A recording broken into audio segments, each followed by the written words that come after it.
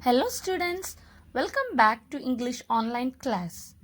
Today let's discuss about the detailed summary of the portrait of a lady.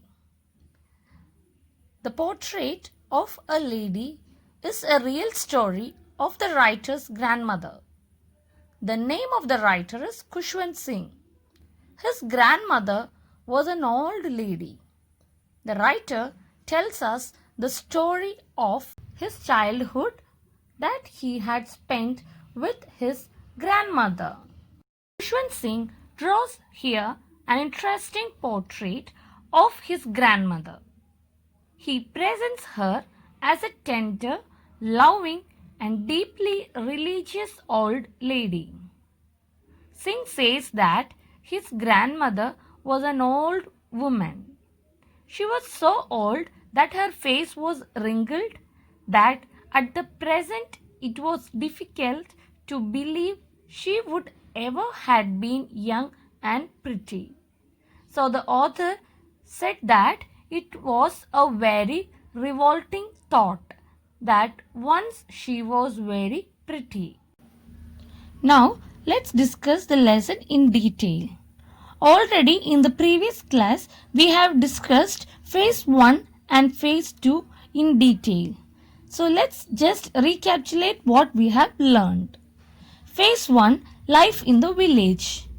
When the author's parents had moved to the city, the author was left in the village with the grandmother.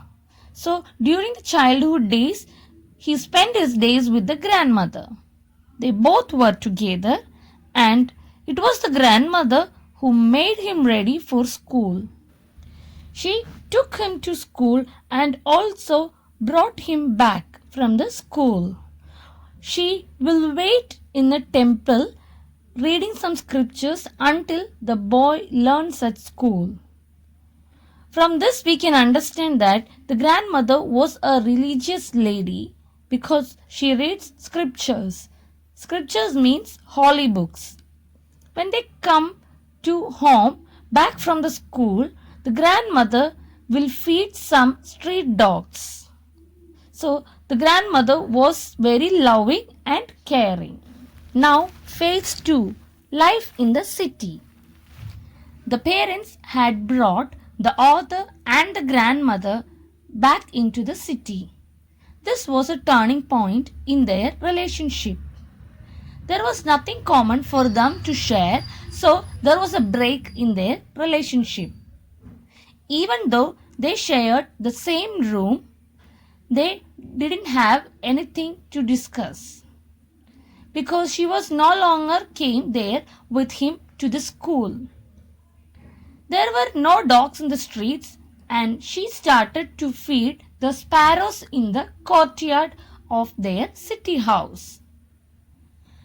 In the English school, the author learned English words and signs.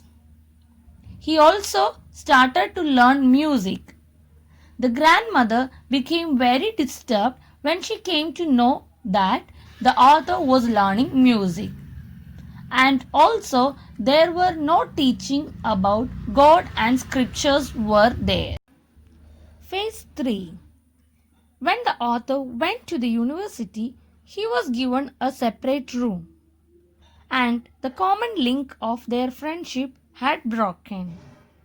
But the grandmother accepted her loneliness without any complaints.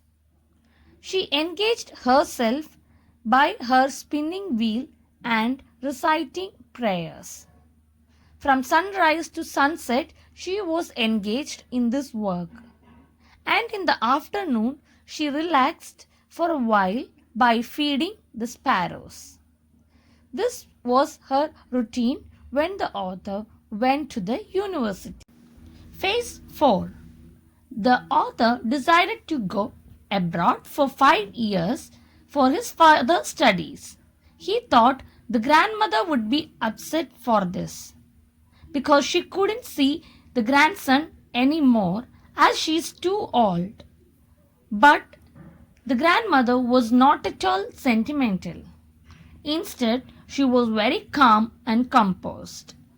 She kissed the forehead and bid him goodbye. The author went abroad and he was very doubtful that whether he could meet her again. Phase 5. The author came back after 5 years, but the grandmother was unchanged even after 5 years of time. That is how he had left her in the railway station. She was looking as it is as 5 years before. In the evening, to celebrate his homecoming, she collected women of the neighborhood and started to sing songs of the homecoming of the warriors. This was the first time that the author had known her that she didn't pray.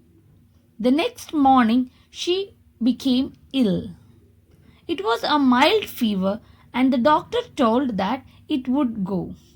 But she thought in a different way. She told everyone that her end was near. And while laying on bed also, she wanted to pray. She closed her eyes and she continued her chanting. After a while, her lips stopped moving. Her rosary fell down and finally she was dead. Phase 6. The conclusion. For the funeral of the grandmother, thousands of sparrows came there. They came for mourning. Mourning means crying. These sparrows were fed by the grandmother these many days when she was in the city. So when these sparrows came there, the mother of the author had provided some breadcrumbs. But the sparrows had ignored those breadcrumbs, and not even a single sparrow chirped on that day. They came there to pay the last rites for the grandmother. After the funeral, everybody left from there. But still those breadcrumbs were lying there.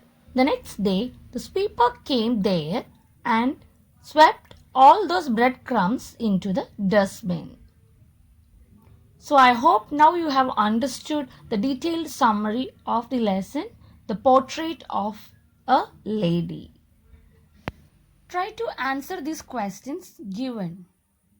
First question, why did the grandmother stop talking before her death? Second question, write the theme of the story. Third question, mention the way in which the sparrows expressed their sorrow when the author's grandmother died. So if you have understood the lesson, answer these questions. So that's the end of the lesson, The Portrait of a Lady. Next week, I want you all to be prepared for a test. Let's have an online test from this lesson. Be prepared. Thank you all.